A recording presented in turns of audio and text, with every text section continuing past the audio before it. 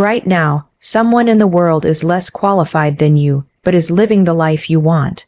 Not because they're more talented, or smarter, or luckier, but because they acted like they belonged in that position long before anyone gave them approval.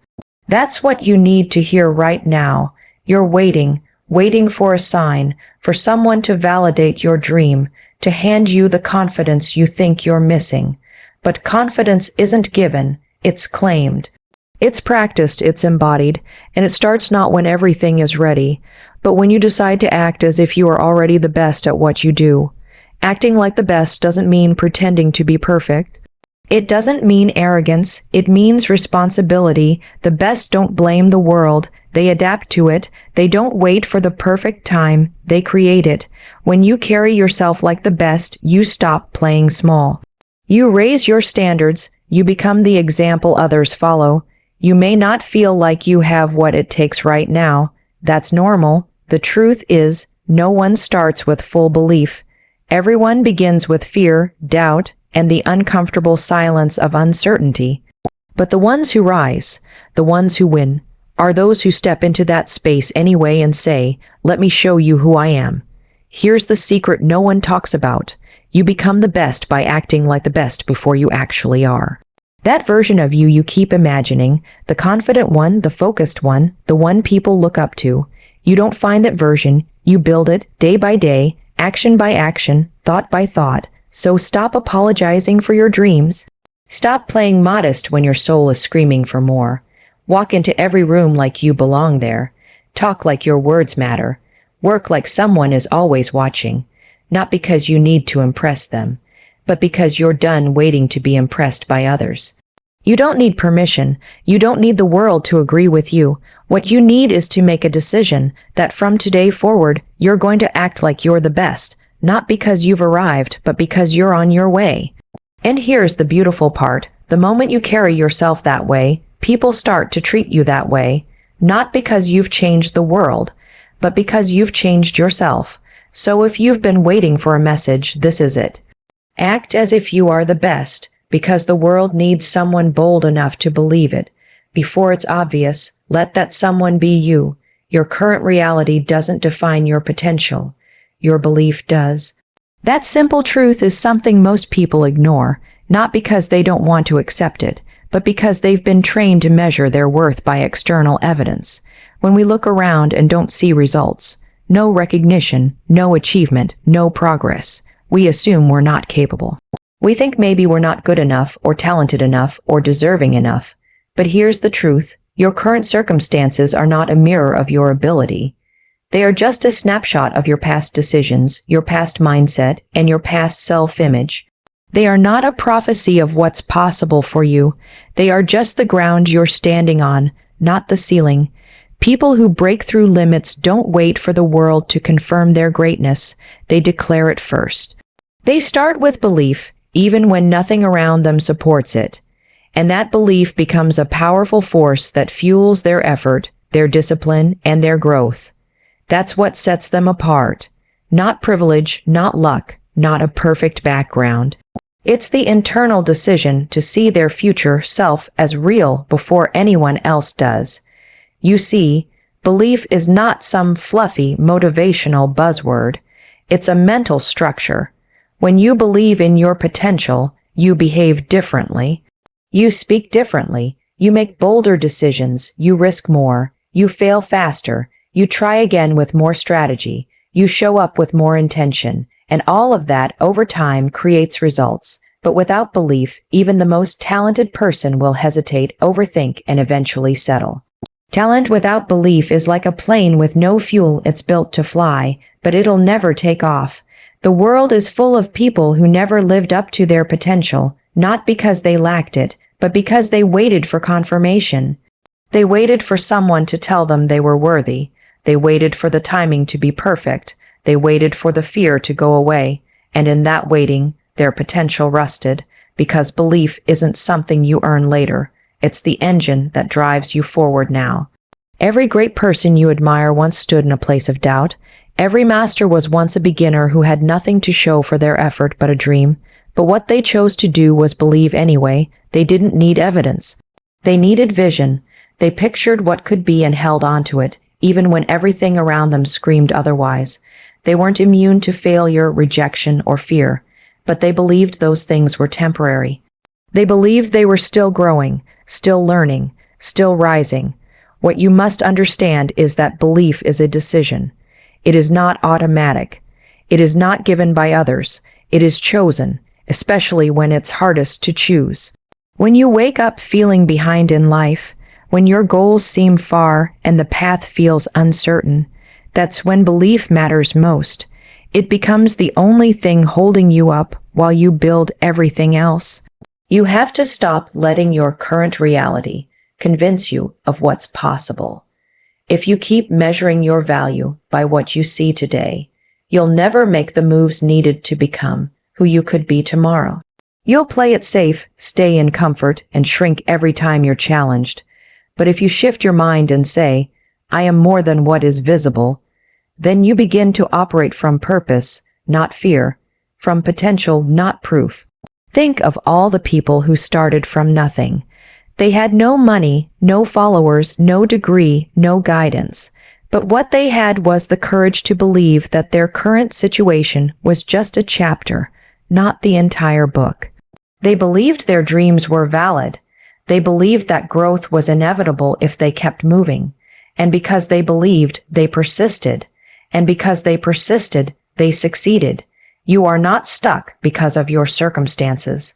You are stuck because of what you believe about them. Change the belief, and you change the direction. Tell yourself the truth, that the version of you who succeeds already exists. Your job is to become them, step by step. Your belief is the bridge between who you are and who you want to be. And that bridge gets stronger every time you choose to walk across it, even when the ground feels shaky. The world has enough people who play small because their reality told them to. What it needs is more people who rise, not because of where they are, but because of who they've decided to become. You can be one of them. It begins with belief. Acting like the best is one of the most misunderstood ideas in personal growth. People often confuse it with arrogance, as if carrying yourself with confidence is the same as being full of ego, but that's not the truth. Acting like the best is not about thinking you're better than others. It's about holding yourself to a higher standard regardless of what anyone else is doing.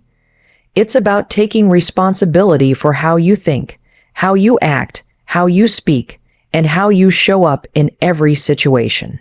When you act like the best, you don't demand respect. You earn it through consistency, character, and effort. The best don't walk into a room trying to prove they're better. They walk in ready to deliver value. That mindset is not rooted in pride, it's rooted in responsibility. It's the understanding that excellence is a daily choice. You act like the best not because you want praise, but because you understand the impact of how you carry yourself.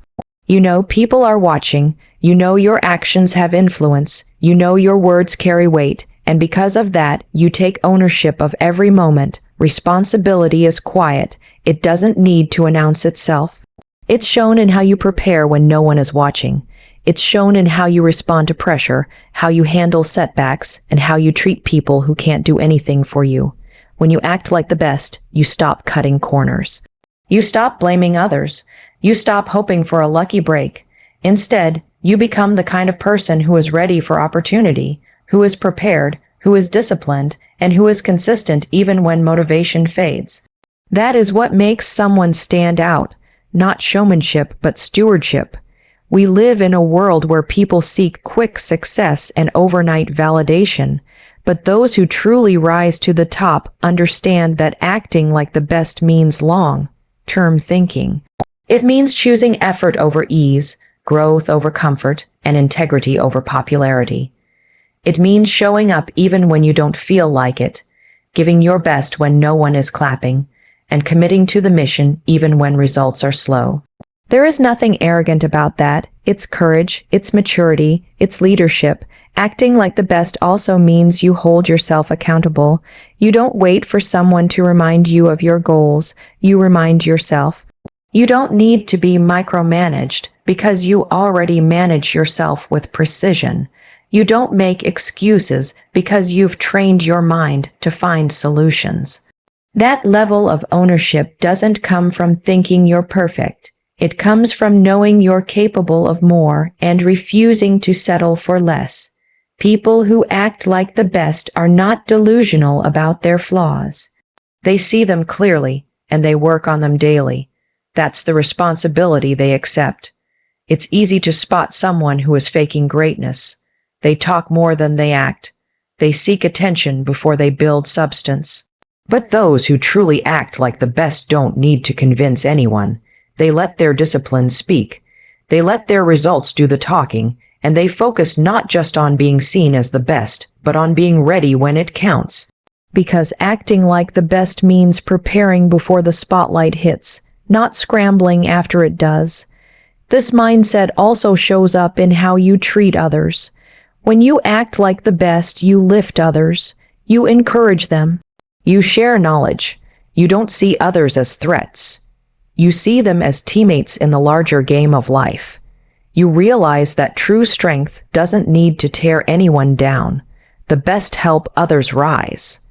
They take responsibility for the energy they bring into a room. They take responsibility for the impact of their presence. They walk with humility and strength at the same time. There's a certain weight to becoming your best self. It's not glamorous. It's not always fun. But it's worth it, because when you carry yourself like the best, you stop being reactive. You become intentional. You stop living in default mode and start living with design. Every action becomes a choice aligned with purpose. Every habit becomes a reflection of vision, and every day becomes a brick in the foundation of excellence. People might misunderstand you when you carry yourself this way. They might think you're being too serious, too intense, or too ambitious. Let them. Your job is not to fit into people's comfort zones. Your job is to rise into your potential, and that potential demands responsibility, not perfection, but consistency, not ego, but effort, not noise, but clarity. When you act like the best, you make a silent agreement with yourself to show up as your highest self again and again, until the world catches up. Confidence is not something you're born with, it's something you build. The idea that some people are just naturally confident is one of the biggest lies people believe. It creates a mental divide between those who feel stuck and those who seem unstoppable. But confidence isn't a gift handed out to a lucky few. It's a skill, it's a mindset, and just like any skill, it can be learned, trained, and strengthened over time. The problem is, most people wait to feel confident before they act. What they don't realize is that action is the very thing that creates confidence. You don't wait for it, you work for it. Confidence begins in the mind, but it doesn't stay there. It grows when you consistently prove to yourself that you can handle what life throws at you. You gain it every time you show up, every time you keep your word, every time you do the hard thing when it would have been easier to hide. The more you act in spite of fear, the more you train your brain to believe in your ability to figure things out. That belief is what confidence really is, not the absence of fear, but the presence of trust in yourself. It's important to understand that confident people aren't fearless. They're just willing to move forward despite the fear. They don't wait until everything is perfect. They don't wait until they've mastered everything. They step into situations knowing they might fail, but also knowing that failure won't destroy them. Confidence isn't about being flawless. It's about being courageous. It's about being willing to be uncomfortable, knowing that discomfort is the price of growth. If you want to become confident, you have to stop relying on external validation. Too many people let their self-worth be determined by the reactions of others. They shrink when they're judged, and they rise only when they're praised. But true confidence comes when you validate yourself. When your belief in who you are is no longer dependent on likes, attention, or applause. It's when you know who you are even when no one is watching, when no one is clapping, when no one is cheering you on. That's the version of confidence that lasts. You build that kind of confidence by keeping the promises you make to yourself. Every time you say you're going to do something and follow through, you're telling your mind, I can trust myself. And trust is the foundation of confidence. It's not built through hype or pretending. It's built through action, consistency, and honesty. If you constantly say you're going to do something and then back out, you're teaching your mind not to take yourself seriously. That's how self-doubt grows. But when you start showing up with discipline, even in small ways, your confidence begins to grow. Slowly, quietly, and powerfully. Practicing confidence also means challenging your negative self-talk. The way you speak to yourself when you're alone matters. If your internal voice is constantly criticizing, doubting, or belittling you, you will hesitate in the moments that matter most. Confidence comes from rewiring that inner dialogue. It means replacing I can't with I'm learning, replacing I'm not good enough with I'm improving, replacing what if I fail with what if I grow from this. Those subtle shifts create a new mindset, one that supports you instead of sabotaging you. No one becomes confident by accident. It requires intention. It requires repetition. It requires the willingness to look foolish at first, to stumble, to get up again, and to keep showing up even when it's hard. The people you admire for their confidence didn't start that way. They built it through reps, through small moments of courage, through difficult conversations, through doing things they weren't sure they could do. They earned their confidence by refusing to give up. You also need to surround yourself with environments that challenge you to rise. If you're always playing small to make others comfortable, your confidence won't grow. But if you put yourself in rooms that stretch you, conversations that challenge you, and situations that push you out of your comfort zone, you'll start to realize that you're capable of more than you believed. Confidence isn't loud. It doesn't need to dominate others. It doesn't need to prove anything. Real confidence is quiet power. It's the kind of strength that says, I know who I am, and I don't need to explain it to anyone. There will always be moments when you feel uncertain, when doubt creeps in, when fear whispers in your ear. But confidence doesn't mean those moments disappear. It means they don't control you. It means you know how to respond. You know how to move forward anyway. That's the kind of confidence that changes lives, and it's not given to you. It's practiced every single day. Hesitation is one of the most silent yet dangerous killers of potential. It doesn't announce itself like failure does. It doesn't scream like rejection. It whispers, it waits. It makes you question yourself quietly until the moment has passed and someone else has taken the opportunity that was meant for you. And what makes it worse is that often, the person who moves forward wasn't more talented than you, wasn't more intelligent, wasn't more prepared. But they had one thing you didn't at that moment, the boldness to act. In life, results don't always favor the most gifted. They favor the ones who take initiative, the ones who raise their hand, speak up, show up, and make a move while others are still thinking. Talent is important, but it means little if you're not willing to put it in motion. The world does not reward hidden potential. It rewards expressed potential, and expression requires action. Boldness is the force that turns a good idea into a reality, that turns quiet dreams into loud results. And yet, boldness doesn't require perfection. It only requires courage. You don't have to be 100% ready to move.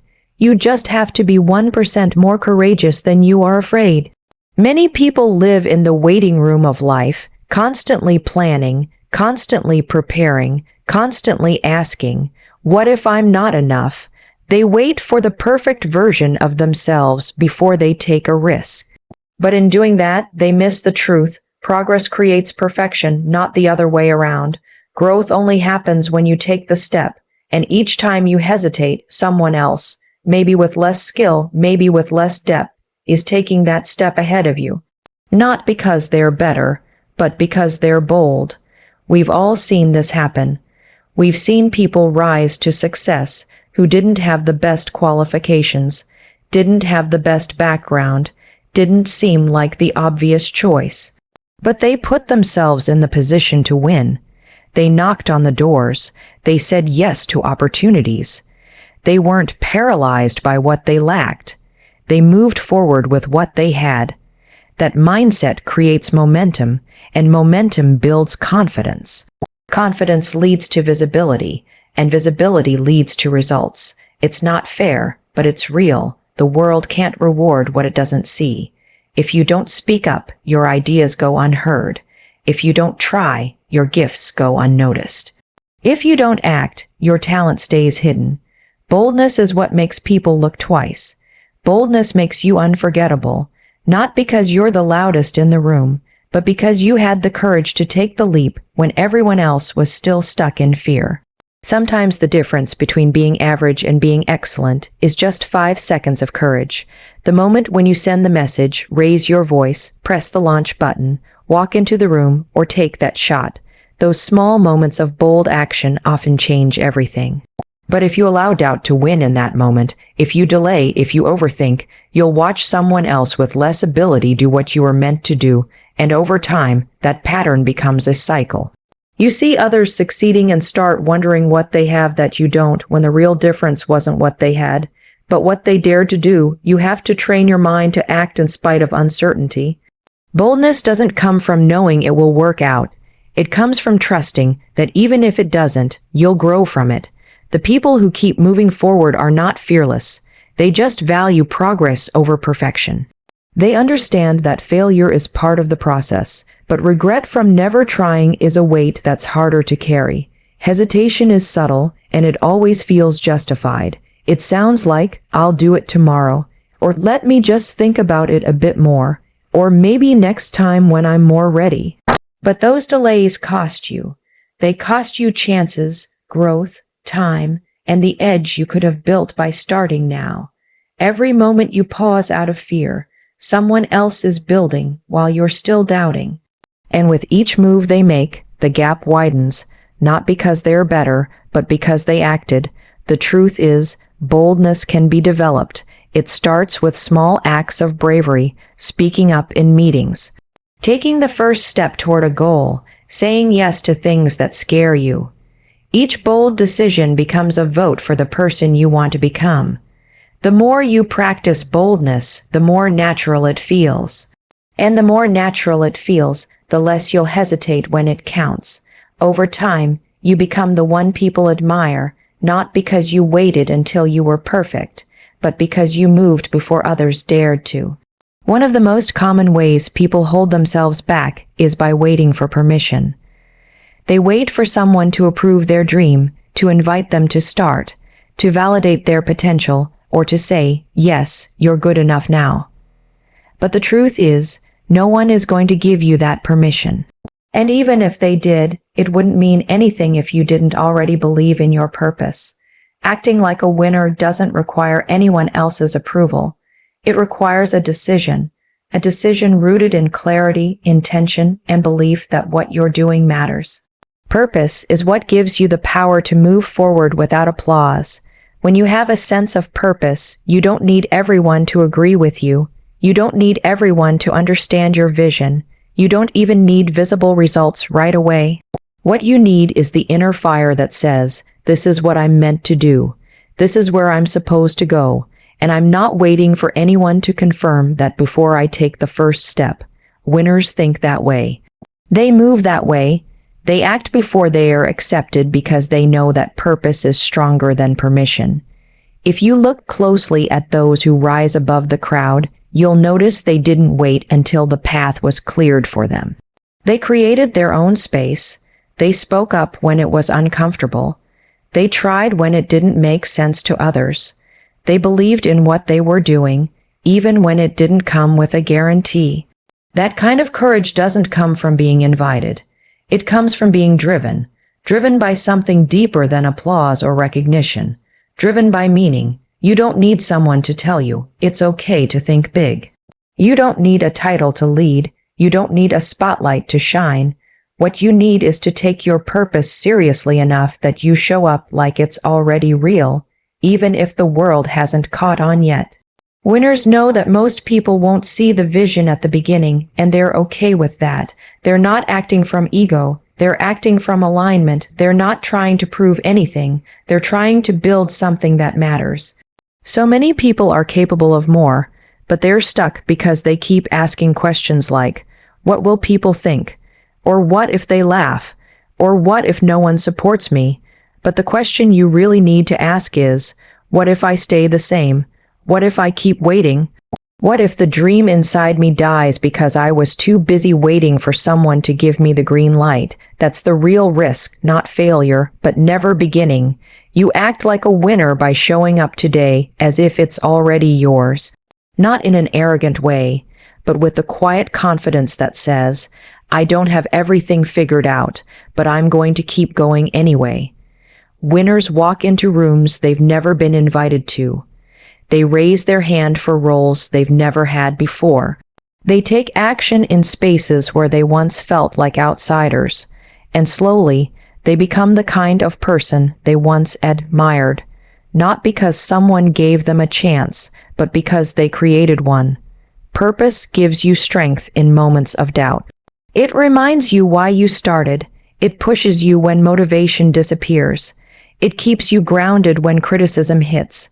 That's why it's more powerful than permission. Permission is external. It comes and goes. Purpose is internal. It stays. When you know why you're doing something, you don't quit just because people don't get it. You don't slow down just because progress is quiet. You keep moving because something inside you says, this matters and I will not stop.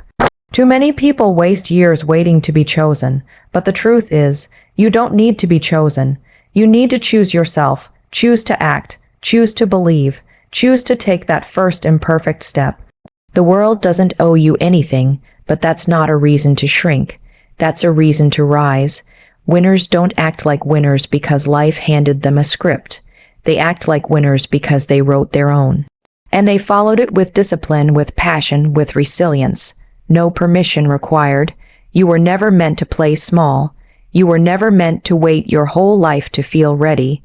You were meant to lead, to grow, to move, to challenge, to build. All of that becomes possible the moment you stop asking for approval and start walking in purpose. When you live with purpose, the confidence comes, the clarity comes, the results come, not because you were given a seat at the table, but because you pulled up your own chair.